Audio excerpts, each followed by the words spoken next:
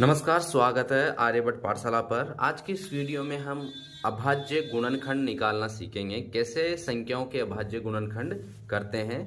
तो छोटी से बड़ी संख्याओं के 2 अंकों, 3 अंकों और 4 अंकों की संख्याओं के गुणनखंड आज के इस वीडियो में हम करना सीखते हैं। तो सबसे पहले हमारे पास में है संख्या 12।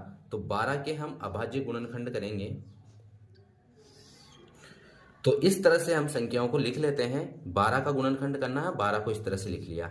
अब 12 में अभाज्य संख्याओं का ही भाग देंगे। तो हमारी जो अभाज्य संख्या है, स्टार्टिंग में सबसे छोटी 2, उस 3, 5, 7, 11, 13, 17, 19 और 23, इस तरह से 1 से 100 तक कुल मिलाकर हमारे पास में 25 अभाज्य संख्याएं हैं। तो उन्हीं संख्याओं का भाग देंगे केवल हम इनमें। तो 12 एक सम संख्या है, तो 12 में 2 का भाग जाता है। 12 में 2 का भाग जाएगा 6 बार। ठीक है। अब अगर दोबार भी भाग जा रहा है 2 का, तो हम दोबार भी इसमें भाग देंगे। ठीक है। तो 6 भी एक सम संख्या है, तो इसमें भी 2 का भाग जा रहा है 3 बार। अब 3 एक विषम संख्या भी है और 3 एक अभाज्य संख्या भी है। 3 विषम संख्या भी है और 3 क्या है, एक अभाज्य संख्या भी है। तो 3 में किसका भाग जाएगा, 3 में 3 का ही भाग जाएगा। तो 3 में 3 का भाग 1 बार। जहां 1 आ जाता है हमारा गुणनखंड करने पे, वहां पर हमारा गुणनखंड क्या हो जाता है, पूरा हो जाता है। तो 12 के हमने अभाज्य गुणनखंड के रूप में इस तरह से किए हैं, 2 गुणा 2 गुणा 3। इस तरह से ये अभाज्य गुणनखंड के रूप में हमने 12 को लिखा है।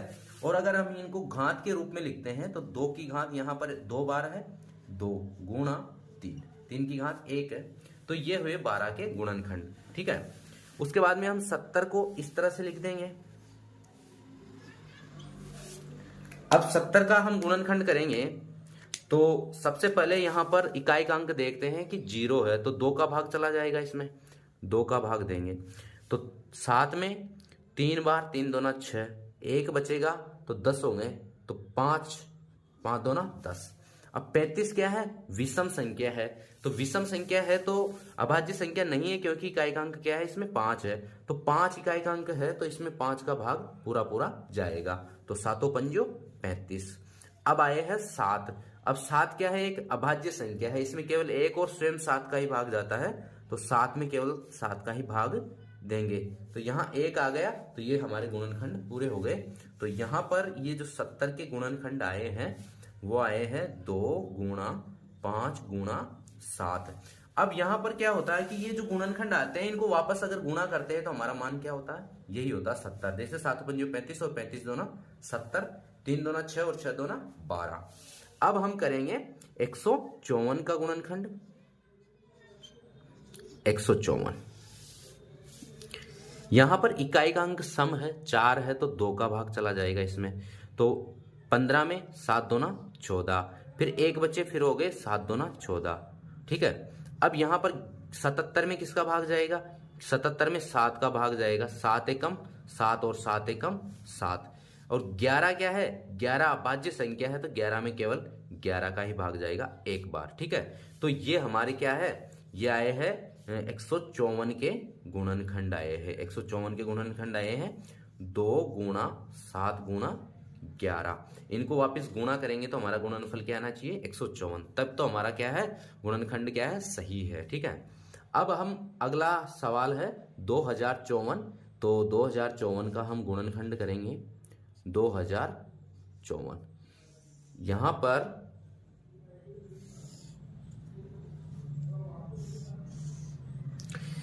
इकाई का अंक सम है, 4 है, तो इसमें 2 का भाग चला जाएगा। 2 एकम 2, 0 भाग टूट की 0। 5 में 2 का भाग, 2 दूना 4, फिर 1 बचा तो 14 हो गए। तो 7 दूना 14। ठीक है। अब उसके बाद में यहाँ 1027 है, ये विषम संख्या है, तो इसमें 2 का तो नहीं जाएगा। अब इसमें 2 के अलावा किसका भाग जा रहा है, 3 का भाग जा रहा है या नहीं जा रहा है, देख लेते हैं। क्योंकि 3 का जो विभाज्यता का नियम है कि अगर उनके अंकों का योग 3 से विभाजित है, तो वो संख्या भी 3 से विभाजित हो जाएगी। तो इनके अंकों का योग 1 और 2 3, 3 और 7 10 होते हैं। तो ये 3 से तो विभाजित नहीं है, क्योंकि 10 3 से विभाजित नहीं है। उसके बाद में 5 से विभाजित होगी नहीं ये, क्योंकि इसमें इकाई का अंक क्या है, 7 है। तो 5 से तो वही विभाजित होती है जिसमें इकाई का अंक 0 और 5 आता हो। ठीक है। अब 7 से 7 एकम 7, 3 बचे 7 चौक 28 और फिर 4 बचे 47, 7 से भी नहीं होगी। उसके बाद में अभाज्य संख्या अगली लेंगे 11, तो 11 नाम 99 होते हैं और 3 बचेंगे 37, 11 से भी नहीं हो रहा।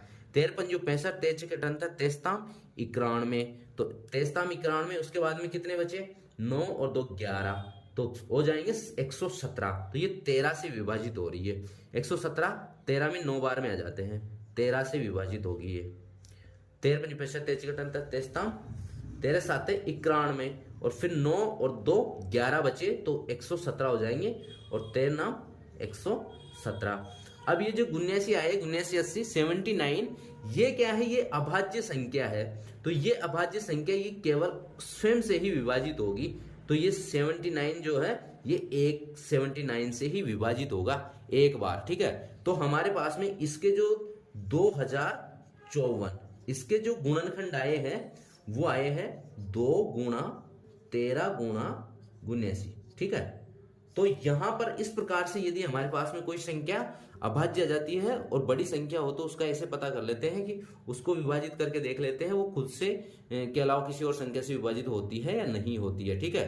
तो यहां पर अपने पास में 2054 के जो गुणनखंड आए हैं 2 गुणा 13 गुणा 79, तो ये हमने अभाज्य गुणनखंड किए हैं। और आप प्रैक्टिस के लिए 26, 78 और 155, 320 इन चारों सवालों को प्रैक्टिस के लिए आप कर सकते हो। वीडियो पसंद आए तो लाइक कीजिए, सब्सक्राइब कीजिए आर्यभट्ट पाठशाला को। Thank you.